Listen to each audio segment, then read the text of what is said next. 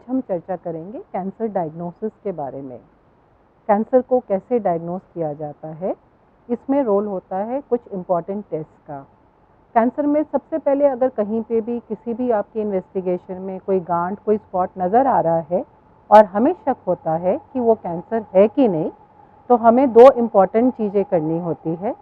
सबसे पहले तो कंफर्मेशन ऑफ द डायग्नोसिस कि ये जो स्पॉट दिखाई दे रहा है या फिर ये गांठ दिखाई दे रही है, ये किस चीज़ की गांठ है, क्या ये बिनाइन गांठ है या फिर ये कैंसर की गांठ है। इसके अलावा हमें अगर ये कैंसर कंफर्म होता है तो दूसरी इम्पॉर्टेंट चीज़ देखनी होती है कि ये कौन सी स्टेज का कैंसर है, यानी कि ये शरीर में कितना फैला हुआ है, ये गांठ सिर्फ एक ही जगह पे है या शरीर के किसी और भाग में है कि नहीं। तो आज हम करेंगे चर्चा कि हम कैंसर के डायग्नोसिस को जनरली कैसे कंफर्म करते हैं। ज़्यादातर सॉलिड कैंसर्स में हमें टिश्यू डायग्नोसिस की ज़रूरत होती है, जिसके लिए fine needle aspiration cytology FNAC या बायोप्सी की ज़रूरत होती है। एफएनएसी बायोप्सी क्या करते हैं, ये हमें कुछ टिश्यू देते हैं, जहाँ पे भी जो गांठ दिखाई दे रही है आप उसमें से कुछ टिश्यू निकालते हैं, मतलब कुछ थोड़ा सा पीस निकालते हैं और उसमें देखते हैं कैंसर है या नहीं है, और अगर है भी तो वो किस टाइप का कैंसर है, क्योंकि कैंसर की भी कोई एक टाइप नहीं होती, कैंसर भी बहुत डिफरेंट टाइप्स का कैंसर होता है। उसमें कौन से टाइप का कैंसर है, कौन से ग्रेड का कैंसर है, उसमें कुछ ग्रेड नाम की चीज़ होती है, मतलब देखा जाता है कि वो कितना अग्रेसिव है, और उनमें आप कुछ और अगर आपने कुछ स्पेशल टेस्ट करने हैं कि कौन सी दवाइयाँ उसमें ज़्यादा कामगार, ज़्यादा सिद्ध होंगी, ज़्यादा सफलता देंगी, उन टेस्ट के लिए भी आपको ये टिश्यू डायग्नोसिस की ज़रूरत होती है। अब ये एफएनएसी बायोप्सी कैसे करी जाती है, अगर गांठ बहुत सुपरफिशियल है, मतलब बहुत ऊपर है, आसानी से फील हो रही होती है, तो इसको डायरेक्टली एफएनएसी या बायोप्सी करा जा सकता है। कई बार अगर ये जो गांठ है बॉडी में थोड़ी डीप होती है या ऑर्गन्स के अंदर होती है, तो हम कुछ रेडियोलॉजिकल टेस्ट की भी हेल्प ले सकते हैं, ताकि गांठ को आप अच्छी तरह से देखकर सही जगह पे आप नीडल को डाल पाए। तो हो सकता है कई बार बायोप्सी करने के लिए अल्ट्रासाउंड या फिर सीटी स्कैन या एमआरआई ऐसी जांचों की ज़रूरत पड़े कि हम इन्हें कहते हैं इमेज गाइडेड बायोप्सी। मतलब आप अल्ट्रासाउंड गाइडेंस में डायरेक्टली गांठ को देखते हैं और उस एरिया में कोशिश करते हैं नीडल डालें जहाँ पे मैक्सिमम संभावना होती है कि आपको उसमें टिश्यू का आप डायग्नोसिस बना पाए। अगर आपको अस्पताल में एफएनएसी बायोप्सी के लिए जाना है तो आपको क्या प्रिकॉशंस लेने चाहिए। सबसे पहले, अगर आप महिला हैं और इसमें संभावना है कि आप प्रेग्नेंट हो सकती हैं, तो अपने डॉक्टर को ज़रूर बताइए कि आप प्रेग्नेंट होने की संभावना है, क्योंकि अगर उन्होंने कोई आपको सेडेशन देना है या कोई दवाइयाँ देने की उनको ज़रूरत पड़े तो उनको इसके बारे में जानकारी होनी चाहिए।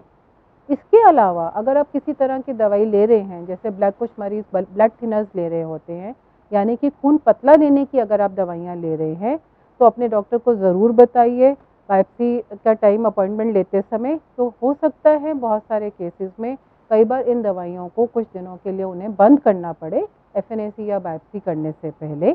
इसके अलावा आपको हो सकता है कि शायद आपको खाली पेट आने के लिए कहा जाए, तो अगर फास्टिंग की ज़रूरत है या नहीं है अपने डॉक्टर से ज़रूर पूछिए।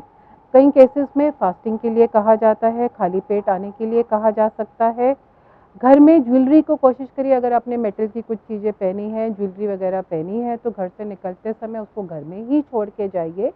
कंफर्टेबल लूज क्लोथ पहन के चाहिए, आपको शायद वहाँ पे चेंज करना पड़े बायोप्सी या एफएनएसी के टाइम पे।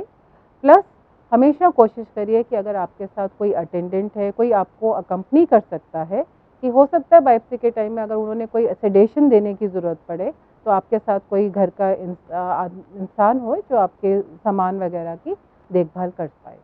एफएनएसी और बायोप्सी में क्या फ़र्क होता है। एफएनएसी होती है फाइन नीडल एस्पिरेशन साइटोलॉजी, उसमें एक बिल्कुल पतली सी सुई, जो आपने कई बार देखी होगी जो ब्लड सैंपल वगैरह लेने के लिए इस्तेमाल करी जाती है, बिल्कुल पतली सी सुई अलॉन्ग विद द सिरिंज, जहाँ पे भी गांठ वगैरह होती है या कहीं से हमने फ्लूइड निकालना है, उसकी साइटोलॉजी चेक करनी है, तो उसको उस पोर्शन में डाला जाता है, उससे एस्पिरेट किया जाता है, मतलब सक किया जाता है सेल्स को या लिक्विड को, और उसकी स्लाइड्स बना के पैथोलॉजिस्ट के पास भेजी जाती है। बायोप्सी में थोड़ी मोटी, एक फाइन नीडल एस्पिरेशन के मुकाबले में थोड़ी मोटी नीडल को डाला जाता है और उससे बॉडी उस गांठ का एक छोटे से सेल्स मतलब थोड़ा छोटा सा एक टिश्यू लिया जाता है, एक पार्ट लिया जाता है जिसको जांच के लिए भेजा जाता है। बायोप्सी बहुत सारे तरह की हो सकती है। अगर एक होती है कोर नीडल बायोप्सी जिसमें थोड़ा सा कोर ऑफ टिश्यू लिया जाता है और उसको सक करके भेजा जाता है। एक होती है वैक्यूम गाइडेड बायोप्सी जिसमें वैक्यूम से टिश्यू को सक किया जाता है। इसके अलावा कई केसेस में इंसिशनल बायोप्सी मतलब थोड़ा सा चीरा निकाल लगा के या फिर एक्सिशनल बायोप्सी भी करी जाती है जिसमें पूरी की पूरी गांठ को ही निकाल के हिस्टोपैथोलॉजी के लिए भेजा जा सकता है। What to expect when a FNAC और बायोप्सी इज बीइंग डन। जिस समय ये टेस्ट हो रहे हैं उस समय आपको क्या महसूस होएगा? आपको आराम से ज़्यादातर केसेस में एक कंफर्टेबल पोजीशन में लेटने को कहा जाएगा। जिस पोर्शन में आपकी गांठ है उसको उस एरिया को कई बार हल्का सा सुन किया जाता है, कोई लोकल एनेस्थीसिया की छोटी सी सुई लगाई जा सकती है और उस एरिया को अगर अल्ट्रासाउंड गाइडेड या सीटी गाइडेड हो रहा है तो उस जांच के माध्यम से देखा जाएगा और उस गाइडेंस पे अंदर एक छोटी सी नीडल को डाला जाता है जिससे आप एफएनएसी का टिश्यू लेते हो या बायोप्सी का एक कोर टिश्यू ले सकते हो।